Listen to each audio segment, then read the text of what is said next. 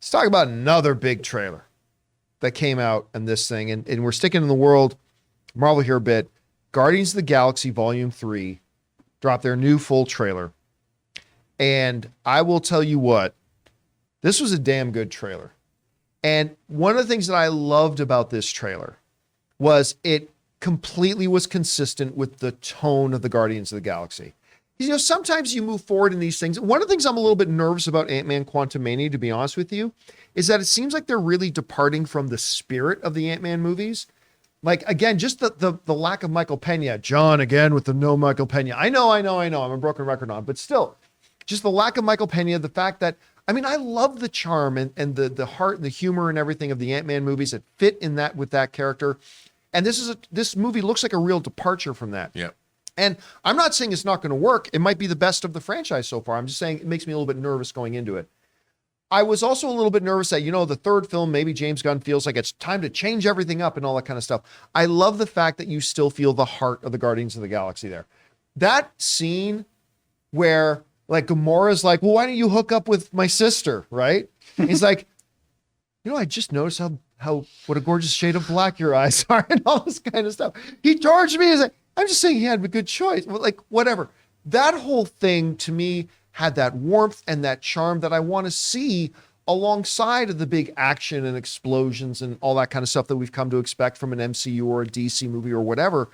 But I found myself quite hyped for it. It did what the trailer's supposed to. It did get me more excited for it. I'm totally stoked, especially coming off the Christmas special. Loved it. Anyway, Rob, you saw the new trailer for Guardians of the Galaxy 3. What did you think about it? Well, I loved seeing more of the High Evolutionary. Yeah, a lot of him. And we know that his planet or whatever it is that's right out of the comics and the history that he has with Rocket. And I love hearing or getting a little bit more of the story itself. What was the line he used that Rocket said about him? He doesn't want to make things better. He just hates the way things are. Yeah. Or something like that. Something like that.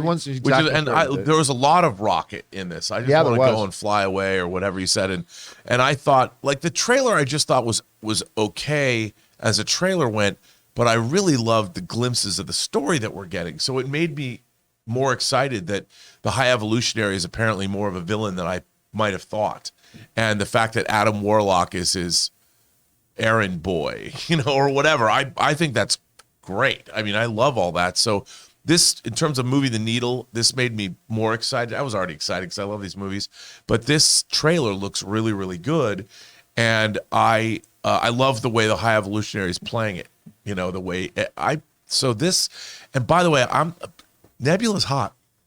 I'm just happy that they acknowledge. Oh my gosh. Are you attracted to Karen Gillan? A redheaded woman? Shocking. I know, right? And I mean, in real life, total celebrity crush. But Karen Gillan, but as Nebula, she's hot. She's hot. And I that scene at the end killed me. I really made me laugh.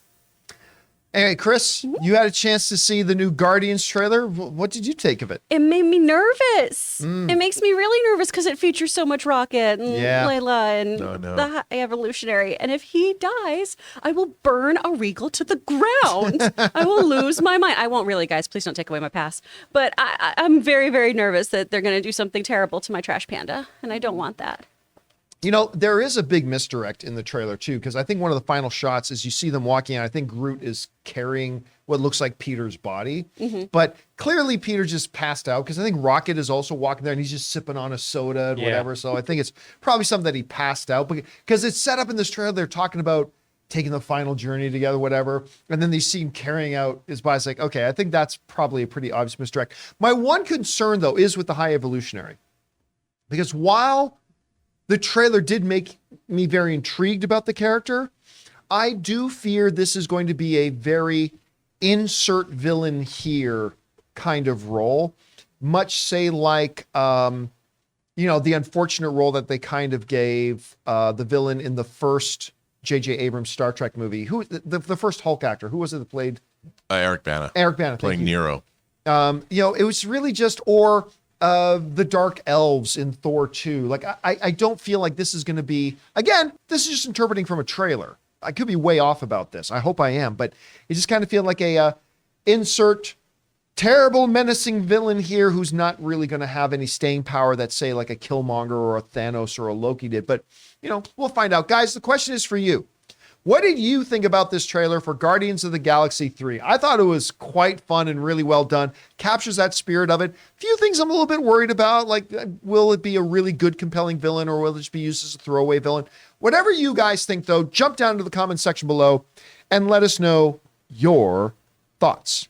Guys, we want to take a second and thank a sponsor of this video, ExpressVPN. You've heard me talk about how important it is to have a VPN to protect your online privacy, but choosing a VPN you trust is equally as important. Now, I like to do research on my sponsors, and I only recommend brands to my listeners that I believe in, and I can say with full confidence that ExpressVPN is the best VPN on the market, and here's why. Number one, ExpressVPN doesn't log your activity online. Lots of cheap or free VPNs make money by selling your data to advertisers, but ExpressVPN doesn't do this. They even developed a technology, Trusted Server, that makes their VPN servers incapable of storing any data at all. Number two, speed. ExpressVPN now uses Lightway, a new VPN protocol they engineered to make user speeds faster than ever. ExpressVPN is always blazing fast and lets me stream videos in HD quality with zero buffering. The last thing that really sets ExpressVPN apart is how easy it is to use. You don't need any technical skills to get set up. Just fire up the app and tap one button to connect. That's it. Even your grandparents could do it. And it's not just me saying this. CNET, Business Insider, The Verge, and many other tech journals rate ExpressVPN the #1 VPN in the world. So protect yourself with a VPN that I use and trust. Use my link, expressvpn.com/Campea today, and get an extra 3 months free on a 1-year package. Visit expressvpn.com/Campea to learn more.